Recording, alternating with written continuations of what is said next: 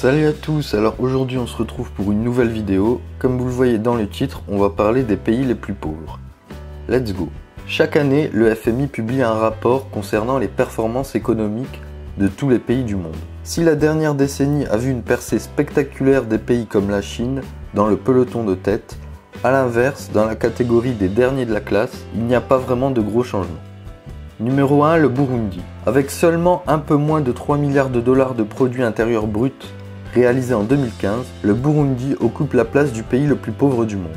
Déjà, lors des 2 dernières années, ce pays du centre de l'Afrique s'était classé avant-dernier. Mais il a encore régressé. À l'heure où nous parlons, ces quelques 9,4 millions d'habitants vivent avec moins d'1 dollar par jour et par tête. Alors que le seuil de pauvreté défini par le FMI s'établit à 1,9 $. Si le Burundi est dans cette situation, c'est parce qu'il est secoué depuis des décennies par des tensions ethniques opposant les Tutsis et les Hutus.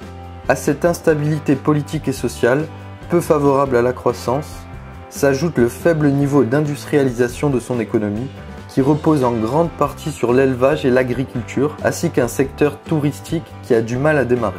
En effet, en 2012, le pays n'a recensé que 3000 visiteurs sur son sol. Numéro 2, la République centrafricaine. Occupant la place peu enviée de deuxième pays qui produit le moins de richesses au monde, la République centrafricaine a encore du chemin à faire avant de connaître un véritable décollage de son économie. Habitée par environ 4,8 millions d'habitants, elle ne comptabilise qu'1,6 milliard de dollars de PIB, soit environ 338 $ par an et par habitant. Représentant la moitié du PIB national, l'agriculture constitue le pilier de l'économie centrafricaine. Bien que le pays compte de nombreuses ressources minières et des gisements de pétrole, les revenus issus de ce secteur n'ont pas vraiment profité à la population. L'une des principales causes d'une telle contre-performance est que durant près de 10 ans, la Centrafrique a été le théâtre de 2 guerres civiles. Les principaux belligérants n'ont finalement accepté de troquer les armes contre le dialogue que dans le courant de l'année 2014, donc très récemment.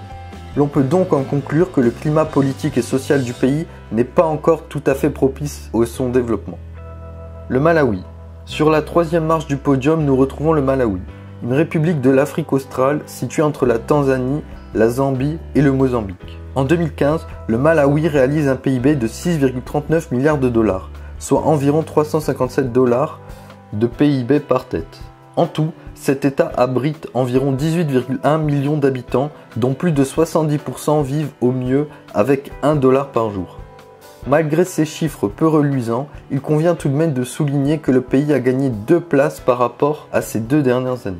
Grand exportateur de tabac, d'éthanol, de sucre et de maïs, et aussi très connu pour sa production de thé, le Malawi possède une économie basée essentiellement sur l'agriculture, l'élevage, l'industrie minière et l'industrie agroalimentaire.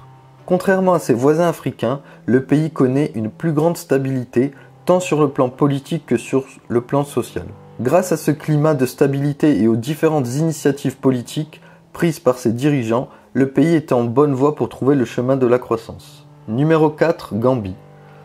Tout comme le Malawi, la Gambie a avancé de 2 places en 2015.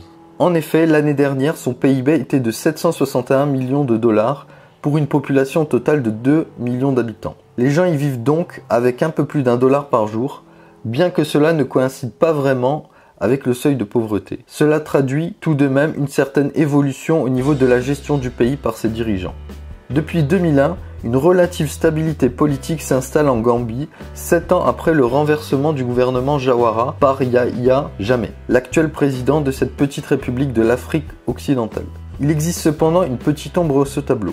En décembre 2015, le nouveau président déclare que la Gambie est devenue un État islamique, alors que la constitution en vigueur prône une séparation effective de l'État et de l'Église, comme en France d'ailleurs. Une telle décision risque par conséquent d'hypothéquer l'avenir du pays et de mettre à mal son économie du fait de l'opposition jugeant cet acte anticonstitutionnel, et qui ne semble pas prête à adopter la même vision que le chef d'État gambien. Madagascar. Il s'agit du seul pays de notre classement à ne pas être situé en Afrique continentale.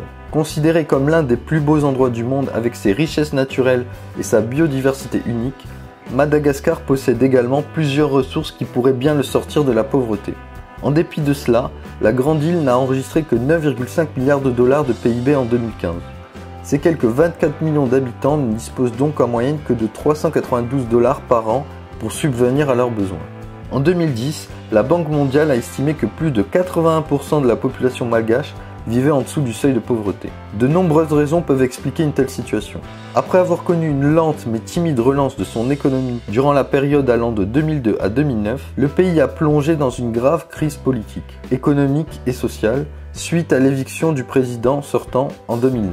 Les aides des principaux bailleurs traditionnels étant bloquées, les dirigeants de la transition avaient du mal à joindre les deux bouts pour faire fonctionner correctement la machine administrative et étatique.